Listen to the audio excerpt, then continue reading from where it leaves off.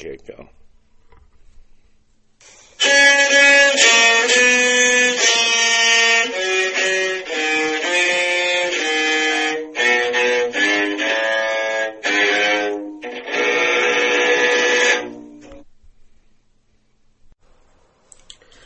Just want to start today with a trigger warning disclaimer. This podcast contains descriptions of death and drowning. Hi, I'm Katie Carpenter. I'm Terry Kovanitz. We apologize for any and all mistakes today as we begin this episode of Titanic Transcripts.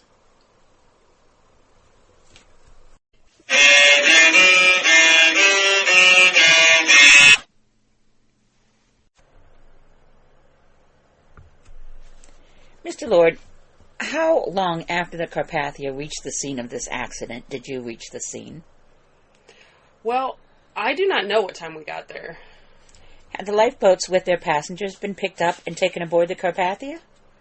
I think he was taking the last boat up when I got there. Did you see any of the wreckage when you got there? Yes, sir. Tell the committee what you saw. I saw several empty boats, some floating planks, a few deck chairs and cushions, but considering the size of the disaster, there was very little wreckage. It seemed more like an old fishing boat had sunk. Did you see any life preservers? A few life belts floating around. Did you see any persons, dead or alive? No, sir. How long did you remain in the vicinity of the wreck? 11:20, we proceeded on our course. And you reached there at what hour? At 8:30, sir. And during that time, what did you do? I talked to the Carpathia until 9 o'clock, and then he left. Then we went full speed in circles over a radius. Well, that is, I took a big circle and then came around and got back to the boats again where I'd left them. And that was all you saw? Yes, sir. I will ask you whether you saw any icebergs while you were making that circle. I was surrounded by icebergs. How large? The ones way to the southeast were much larger than the ones to the westward. Well, how large was the largest in your judgment, like above the water? I suppose the largest was about 150 feet, 100 to 150 feet. No one has described the length or width of any of these icebergs that were seen about the place of this wreck. I do not know how accurately you could give us this information, but you say that one was approximately 100 feet high. That is, the farthest away, the most easterly ones, the largest ones. The ones to the westward were not very high, and they were mixed up with field ice. How high was that iceberg above the water? The large one I'm speaking of? Yes. Well, I suppose about 100 feet. And how wide? I would not like to say the width. I could give you an approximate idea of the width. That was all I asked. 700 or 800 feet, it seemed to be. It was a long way off, and that seemed to be the biggest one. Have you ever seen the Titanic? Never. Have you ever seen the Olympic? Only at a distance, about 5 miles away. How much larger than the Olympic would that iceberg be? Have you any idea? No, sir. As a matter of fact, it would be larger than the Titanic if it was as large as you suggest, would it not? I do not know the length of the Titanic. How long was the Titanic, Mr. Franklin? 882.5 feet. And it was 70 feet above the water? Yes, and a 92-foot beam. So the Titanic was 70 feet above the water and 882.5 feet long. Now, from what you know of an iceberg in the North Atlantic, or any place else, what proportion of the iceberg is submerged and what proportion is out of the water? I can only tell you what I saw that morning when we were at the mouth of the field. They were not really bergs, but they were big chunks of ice, and I suppose they were about 2 feet above water. When we were driving along toward the Titanic, and we would probably get to the corner of one of them and turn it over and probably see about 10 or 11 feet to it, and I could not see any end to it. From your observation or study as a mariner familiar with the sea, do you know of any rule by which you may determine the proportion of an iceberg underwater? I have always heard it was 7/8, but I do not know any rule. That is, if 100 feet of an iceberg protruded above the water, there would be 7 times as much of that same iceberg below the surface of the water? So I understand, yes, sir. Now, my colleague suggests that I qualify that question a trifle by adding in bulk, which I will do in order to be more accurate. So, What was the color of this largest iceberg as you saw it on Monday morning? It looked to me to be white from where we were. Of course, the sun was shining on it then. Do they usually show white when the sun shines on them? When the sun shines on them, they show white, usually, yes. Do they at any time show black? I suppose they would at night. Not exactly black, but a grayish, a less distinguishable color than white. Blue? I should imagine it would be gray when the sun was not shining on them. I do not want to seem to be impertinent, Captain, and I hope you will not regard it so. But the question arose this morning as to whether there had been any attempt on the part of anyone to prevent you from responding to the Senate's request. I do not think so. I applied for permission as soon as the marshal served me with the notice. I applied to the local manager for permission, or rather to the assistant local manager. I could not get the manager. And he said he would inquire from the manager. That's all I know about it.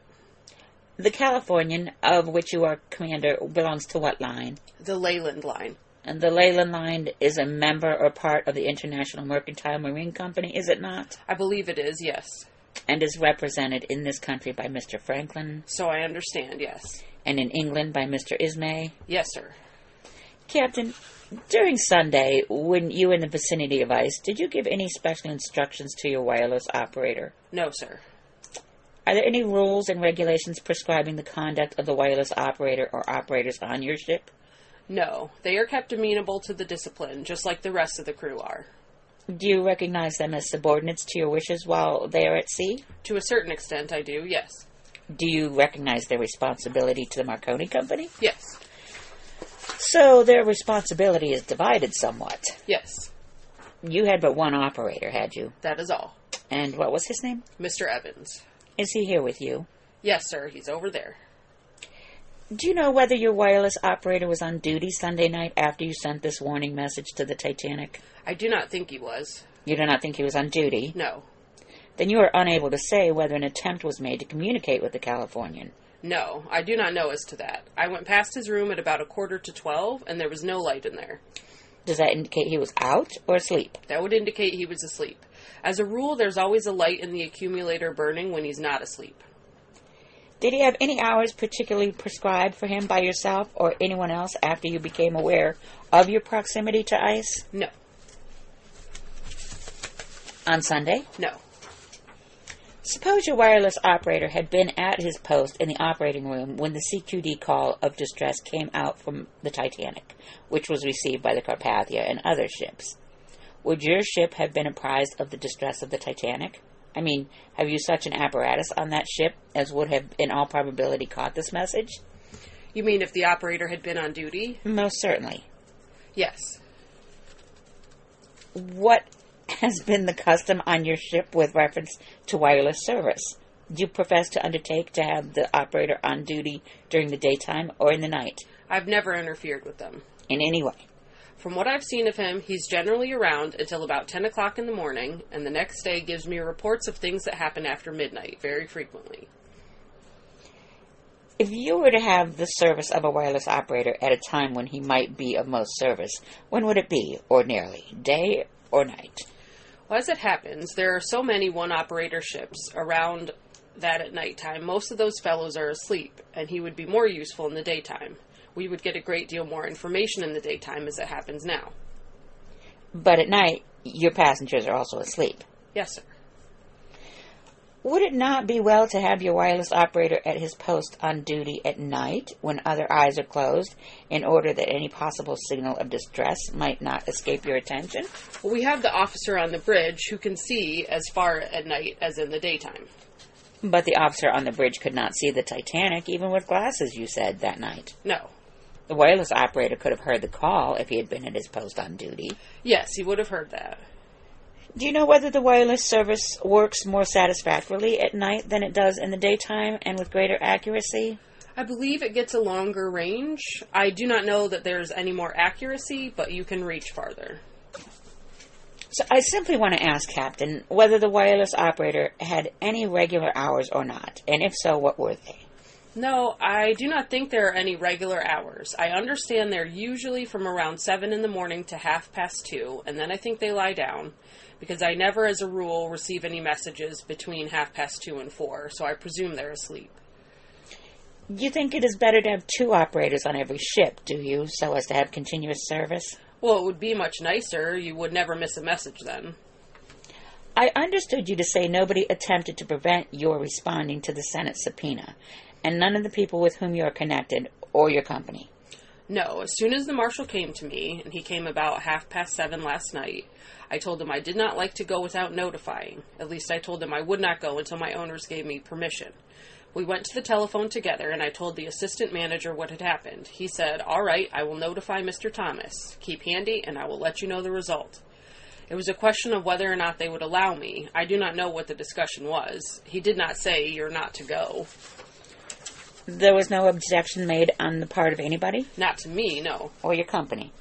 He said, "Just stay around handy at the telephone until I get a hold of Mr. Thomas," and that's all he said. And what was the response? Did you get any further response? Yes, he told me to hurry up and go. On that Sunday night, when you were stopped by the ice, were you hemmed in by it, or was your ship floating about? We were just floating about. You spoke with reference to the use of glasses by lookout men in the crow's nest. Yes, sir. And what is your opinion in regard to that? I do not see any necessity for it. Why not? A light is visible a great deal further from the crow's nest than it is from the bridge. With 2 men of equal eyesight and range of vision, the man in the crow's nest would see farther than the man on the bridge. Once he reports that light, it has nothing to do with him what it is afterwards. But as regards objects ahead? The officer on the bridge can see the objects far enough. I very rarely hear about a man in the lookout report a light before the man on the bridge has seen it. The object is not merely to descry light, but to see any obstacle in the passage of the ship. Yes, but I do not use glasses. You've never used them. Only in the case of the Titanic. The men did not see anything that day quicker from the bridge. Now, if the wireless operator on the Californian had been on duty, he would have picked up the message from the Titanic giving the alarm. Yes. And could you have gone to the relief of the Titanic at that time? Most certainly. So you could have gone. Yeah, we could have gone, yeah. The engines were not running then. The engines were stopped. They were perfectly stopped. But you could have gone to the Titanic. Well, the engines were ready. I gave instructions to the chief engineer and told him I had decided to stay there all night. I did not think it safe to go ahead. So I said, "We will keep handy in case some of those big fellows come crunching along and get to it." Did you keep lookout men on duty after your engines were stopped? A man on the lookout, only one, and the man in the crow's nest. On that Sunday night, the 14th of April, one man was relieved and the other was kept on duty. We discontinued the one on the forecastle head, and we just kept the one in the crow's nest. Captain, did you see any distress signals on Sunday night, either rockets or the Morse signals? No, sir, I did not. The officer on watch saw some signals, but he said they were not distress signals. Oh, they were not distress signals? Not distress signals. But he reported them. To me. I think you had better let me tell you that story. I wish you would. When I came off the bridge at 10:30, I pointed out to the officer that I thought I saw a light coming along, and it was a most peculiar light, and we had been making mistakes all along with the stars, thinking they were signals. You could not distinguish where the sky ended and where the water commenced. You understand, it was a flat calm. He said he thought it was a star, and I did not say anything more. I went down below, and I was talking with the engineer about keeping the steam ready, and we saw these signals coming along. I said, "There's a steamer passing. Let us go to the wireless and see what the news is." But on our way down, I met the operator coming, and I said, "Do you know anything?" He said, "The Titanic." So then I gave him instructions to let the Titanic know. I said, "This is not the Titanic, there's no doubt about it." She came and lay at 11:30 alongside of us until, I suppose, 1/4 within 4 miles of us. We could see everything on her quite distinctly, see her lights. We signaled her at 11:30 with the Morse lamp. She did not take the slightest notice of it. That was between 11:30 and 20 minutes to 12. We signaled her again at 10 minutes past 12, 12:30, and 1/4 to 1 o'clock. We have a very powerful Morse lamp. I suppose you can see that about 10 miles, and she was about 4 miles off, and she did not take the slightest notice of it. When the second officer came on the bridge at 12 o'clock, or 10 minutes past 12, I told him to watch that steamer, which was stopped, and I pointed out the ice to him, and told him we were surrounded by ice, to watch the steamer that she did not get any closer to her. At 20 minutes to 1, I whistled up the speaking tube and asked him if she was getting any nearer. And he said, no, she's not taking any notice of us. So I said, I will go and lie down a bit. At 1:15, he said, I think she has fired a rocket. He said she did not answer the Morse lamp and she has commenced to go away from us. I said, call her up and let me know at once what her name is. So he put the whistle back, and apparently he was calling. I could hear him ticking over my head. And then I went to sleep. You heard nothing more about it? Nothing more until about something between then and 4:30. I have a faint recollection of the apprentice opening the room door, opening it and shutting it. I said, what is it? But he did not answer, so I went to sleep again. I believe the boy came down to deliver me the message that this steamer had steamed away from us to the southwest, showing several of these flashes or white rockets steamed away to the southwest. Captain, these Morse signals are a sort of language or method by which ships speak to one another. Yes, sir, at night. And the rockets that are used for the same purpose are understood, are they not, among mariners? As being distress rockets? Yes. Oh, yes, you never mistake a distress rocket. Suppose the Morse signals and the rockets were displayed and exploded on the Titanic continuously for a half to 3/4 of an hour after she struck ice. Would you, from the position of your ship on a night like Sunday night, have been able to see those signals? From the position she was supposed to have been in? Yes. We could not have seen her Morse code. That's an utter impossibility. Could you have seen rockets? I do not think so. 19.5 miles is a long ways. It would have been way down on the horizon. It might have been mistaken for a shooting star or anything at all. Did you see anything of the America during the voyage? No.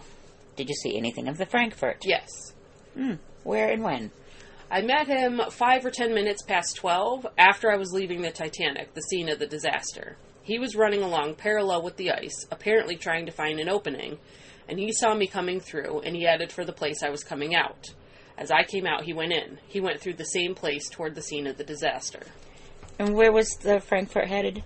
He was running about southeast when I saw him, coming away from the northwest. And for what port? I saw in the papers since that he had arrived in Breton Harbor, but I did not know then. Had you any means of fixing his position at any time between 10 and 12 o'clock Sunday night? Oh, no, none whatever. Between 10 o'clock Sunday night and 2 o'clock Monday morning? None whatsoever.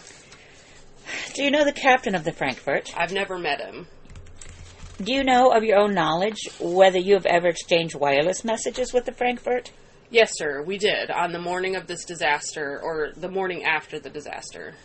And where were you at the time? We were stopped in the position I've given you. At the scene of the wreck? Yes. And where, with reference to distance of longitude and latitude, was the Frankfurt? I do not know. He did not give us his position. And what hour was this? I suppose shortly after 5. In the morning? Yes, sir. Sunday morning? No, Monday morning, the day after the accident. And what did he say? I think the first message we got was ship sunk, but I understand between the German and English operators, they do not always grasp one another's messages. There is a little confusion about it. Apparently we did not get it. The first report I got to the bridge that morning, after I had sent down and had the operator called, the chief officer came back and said, he reports a ship sunk. And I said, go back and wait until you find out what it is, get some more about it. So he went back, and I suppose about 10 minutes afterwards, he came back and said, the Titanic is sunk and hit an iceberg. The wireless operator told you? No, he did not tell me. The chief officer was delivering the message. I was on the bridge, and he was running backward and forward to the operating room. I said, go back again and find the position as quickly as possible. So he went back, and he came back and said, we have a position here, but it seems a bit doubtful. I said, you must get me a better position. We do not want to go on a wild goose chase.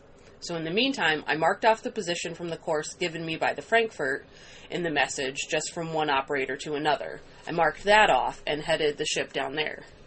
Will you kindly give it to us? I gave it to you earlier. That was your position? That was the position of the Titanic given by the Frankfurt. Oh, I recall that.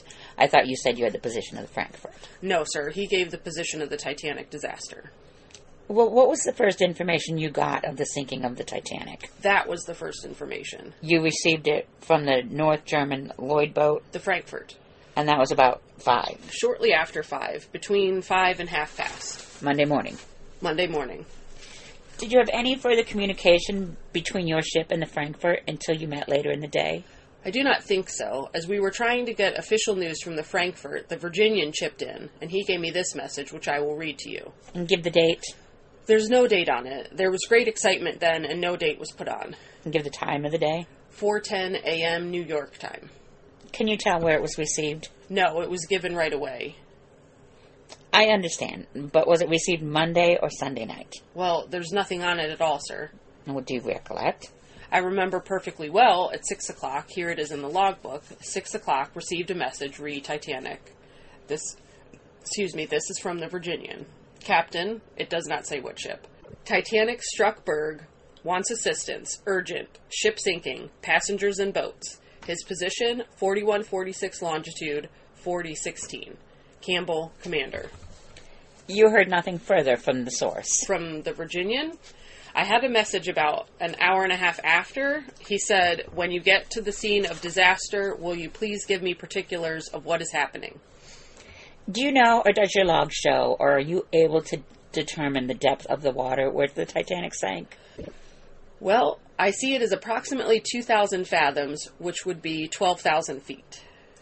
Let me ask you a question with reference to the steamer you saw 4 miles away. What was her position in reference to your ship? Pretty near south of us, 4 miles to the south. As to being on the starboard or the port side? Well, on our ordinary course was about west true, but seeing the ice, we were so close we had to reverse the engine and pull her full speed astern. And the action of reversing turned the ship to starboard, and we were heading about northeast true. When this man was coming along, he was showing his green light on our starboard side before midnight, after we slowly blew around and showed him our red light. And he passed southwest. He was stopped until 1 o'clock, and then he started going ahead again, and the second reported he changed from south-southeast to west-southwest 6.5 points, and if he was 4 miles off, the distance he traveled I estimate to be 7 or 7.5 miles in that hour. Was he ever any closer to you? No, sir. Were you able to tell what kind of ship it was? The officer on watch and the apprentice and myself, I saw it before 1 o'clock, before I went to the watchroom. We were all of the opinion that it was an ordinary cargo steamer. Did you see the funnels? No, sir. It had one masthead light and a green light, which I saw first. You could not hear any escaping steam or the siren or the whistle? No, sir. And you have 2 men on duty in the crow's nest, but only 1 on duty at the time? No, we never have 2 in the crow's nest. When we double the lookout, we have 1 man on the forecastle head. That's right up on the bow of the ship. What is the tonnage of the Californian? 4,038, sir. She has accommodations for how many passengers? Accommodations for 47. Do you have a regular boat drift on your vessel? Once a passage. And that's after you leave the dock? After we leave port. Only 1? Well, you see, we are only 13 days on a passage. You mean the net tonnage? The net tonnage is 4,038. And what is the gross tonnage? 6,233. Now, regarding this ship that stopped you on Sunday night. Yes, sir. Have you any idea what steamer that was? Not the faintest. At daylight, we saw a yellow funnel steamer on the southwest of us, beyond where this man had left, about 8 miles away. Do you suppose that was the same one? I should not like to say. I don't think so, because this one only had one masthead light that we saw at 11:30. From the log which you hold in your hand, and from your knowledge, is there anything you can say further which will assist the committee in its inquiry as to the causes of this disaster? No, sir, there's nothing. Only that it was a very deceiving night. That's all I can say about that. I only saw that ice 1.5 miles off. Okay, that is all I have for you at this time.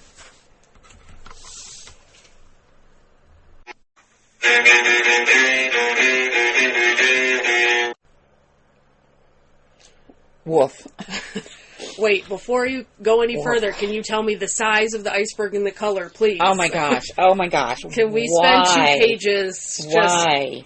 hammering in what would be the color in the daylight and what would be the color in the dark? Oh my gosh. You know, and by the time he asks pertinent questions, he's already lost these witnesses because their heads have to be like, blah, blah, blah. What? insane. He did a lot of those off on a, what do we call them? Oh, down a rabbit hole? Yeah. Going down the original rabbit holes, yes. Jeez. Like, wow. Dude. Okay, Wolf, to get to the wreckage right when the rescuing is done. Right at the end, yeah. Oh, that's got her smart. Need a hand? And again, where no bodies. Are the bodies? Yeah, I have the same note. Yeah, where are the bodies? What the heck? It's eerie. It gives me goosebumps. Like you said, too, for the size of the Titanic, that the wreckage looked like an old fishing boat had gone down. Yeah. Crazy. That's so... Yeah. Just adds to the mystery of the whole thing. Yeah. And I thought it interesting that the Carpathia and this Californian talked for like 30 minutes before the Carpathia said, "Okay, I'm out." And then you do your circle. And clearly the wirelesses were just for financial, communicate by this new communication and thing. And passengers can send messages home and stuff like that. Clue. Nobody had any idea how essential they could be for the rescue. No clue whatsoever. I do agree to your point to keep reminding myself that it was like such a new technology. Because now, of course, it's easy to say, like, oh, why didn't they have somebody around the clock? But, they're just discovering what that could, So that is so... Oof, that's so crazy. Yes, a lot of things that... But also another... Oh, excuse me, sorry. Another Senator Smith one is that having the wireless person be a lookout. Can they see from their area? No. It doesn't sound like there's a lot of windows in the wireless room. So, yeah. And when he said that when the captain said that the officer on watch said he saw some signals, but he said they were not distress signals. Now, I have heard again and again and again that it's not my judgment that they don't step over ranks. I just can't believe he would have said they're not distress signals. Don't worry about it. I agree. Or it's not my job to interpret it. Because it's union rules, and I can't pick up that shovel because that's not you're going to have to call somebody to hand that to me. No, we don't. They can get like that. So. We don't step on other people's responsibilities, and they've said that again and again and again. And that why would I decide that? That's not my job. Well, I got really frustrated of course, again, at Senator Smith, like, you're going to spend all this time asking about the color of the iceberg, and then very, very quickly he seemed to just go over the signals. Right. And we heard from someone else, though, wasn't he, I feel like we've heard hints or tidbits that they tried to wake the captain up 3 times but that didn't appear in this story at all. Oh, no, he just says he went to sleep. I told him to get on the wireless and find out what ship it is. And then I just went to sleep. I heard him ticking away, so I figured, okay, I'm going to go to sleep now. Yeah. Really? Really? When you're in ice and You find this out and let me know. Good night. No, that seems impossible. It really does, just based on everybody else and how quickly they snap right to their jobs and things. I mean, he just really had to think there was no possible way that anyone could have been in danger. And then, I mean, the boat. What boat? Yeah. Is that the green light that people say that they saw? They were following? Because I was starting to think maybe this was but then this Californian was Captain the boat they saw. Lord said it had a green light, and I know in some of the testimony, didn't they say they were pulling towards a green light? Yeah. Yeah, I don't know. Where is this boat? This is the missing piece. Where is this boat? And he says that the officer saw some signals, and then he said, that there were several of the flashes of white rockets, and he says you never mistake a distress rocket. Yeah, you never mistake it. And then he says, oh, no. We couldn't have seen They it. could have been a shooting star. Yeah, Nobody knows. If it had been the Titanic, we wouldn't have seen it. They're too far off, and if they were sending more signals or we wouldn't have seen it. And then, yeah, at the end, I think he's covering his booty on something here, because at the end, the only last thing he had to say to wrap up was that it was a very deceiving night. Right. Yeah. Good point. Ooh. Well noticed. I'm impressed. Yeah, and then the language barrier. You had raised that a long time ago about the communicating with different languages back and forth. So I guess the signals wouldn't be a confusion. Yeah. But to translate conversations. The conversations that are coming in. But still, I also, that they were, I'm a little suspicious, too, of his claim that they tried to hail this ship that was only 4 miles away so many times, and that they just ignored. Yeah, and so much of it, it's like, I have no idea what he's saying. Is it a ghost ship? Like the lights and we're here and we're there, and I'm just like, he just talked a lot of rhetoric, and nothing of substance or that could add to the investigation at all. But also, Senator Smith was not asking the right questions. No, never. And then that they only have one man on duty in the crow's nest. Boring for the guy on duty. It's like, I don't know if it would be better because they're more able to concentrate, or if it would be worse because you don't have anybody to make sure you're it's so awake. Monotonous that can't even. Besides the cold, if I have to look at one more star, it just so I felt. And then if there was somebody in the crow's nest, what did they? Why aren't they calling about the signal? No, he said he saw stuff, but he said it wasn't a distress rockets. It was just rockets. Okay. So that was, I commented on that. Right. Sorry, that was sorry. Yeah, they jumped around a lot of doublespeak, and then why do we need to know the tonnage of the Californian? Just the same as we need to know the color of the iceberg.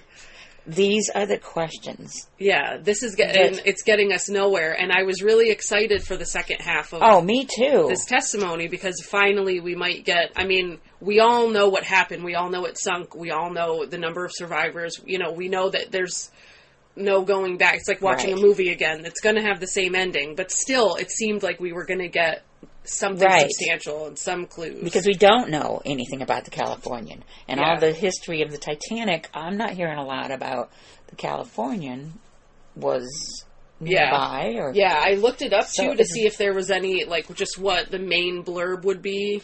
And the little AI wrap-up is, they say that the SS Californian was the ship that was seen by the Titanic crew and passengers on the night the Titanic sunk.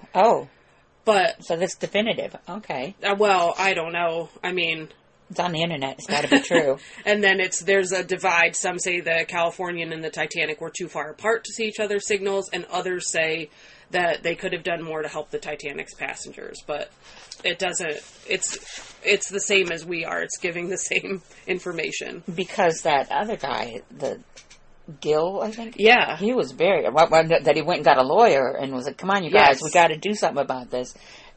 So it really does. It's quite a different story from Captain Stanley Lord. And his deceiving night. So what happens to our boy, Captain Lord? Make sure that you post a picture of him, because he looks really smarmy. Yeah. And every picture I've seen of him, even no matter where he is, he's got that pipe. No matter. That's part of his identity. Okay, so, Captain Stanley Lord, he went to sea at 13 and a half. And he had been at sea for more than 20 years prior to the Titanic. So, he became captain at 29, which usually you don't even think about captain until you're 50. Wow. So, they were really impressed. He was impressive. But the Board of Trade Examiner, under whom he testified to become an officer, said of him that he exceeded qualifications, passed his exams most brilliantly, displayed good conduct at sea, being invariably of the highest order. I have even heard him spoken of as a humane and clever officer and commander. Okay, so all right. Maybe that explains the pipe, Yeah. La-di-da. So, very interesting. And then in 1985, it was proven that the Titanic sank 13 miles from her transmitted coordinates. So Okay. she wasn't right where she said she was. Yeah. So I don't know. Closer or further I don't away, know. who knows? But the Leyland line that he worked for started out supporting him, but then the owners were like, no, and they fired him. Before this was even done. There's like, no, we're not connecting his name to us anymore. Bye. Wow. Yeah.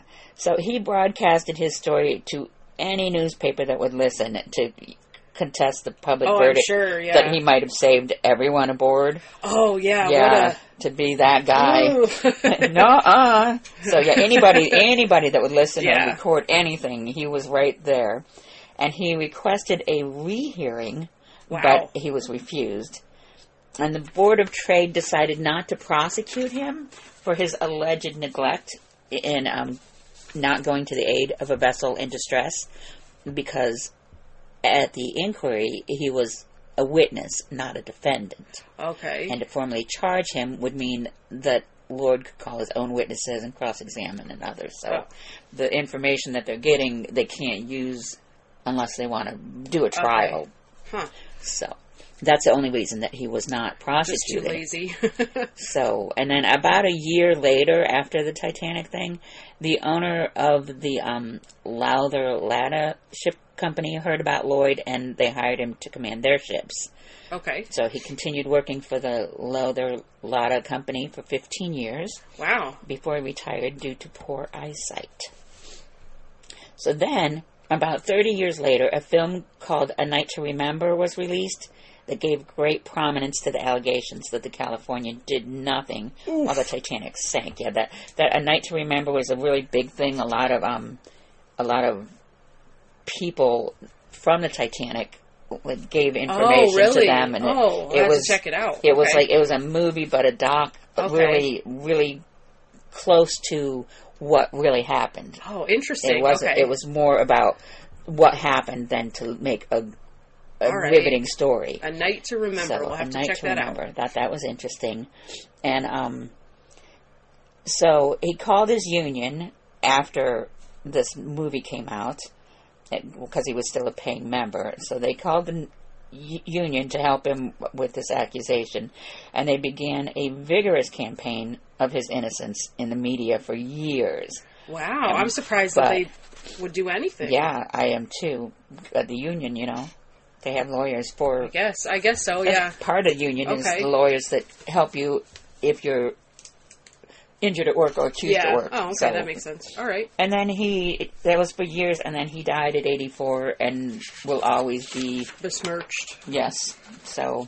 Okay, but you do seem sus. I hate to say it. Well, very seems, yes. Yeah. So...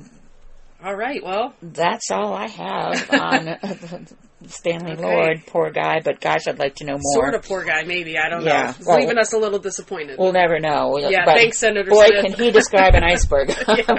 Boy, can he tell you how they turn around. You gotta give him that. You gotta, and he knows which side of the ship has the green light and which has the red. So, yeah, it's just, gotta give him props, I guess. I don't know. So that's all we have, and so we'll see you next time. Bye.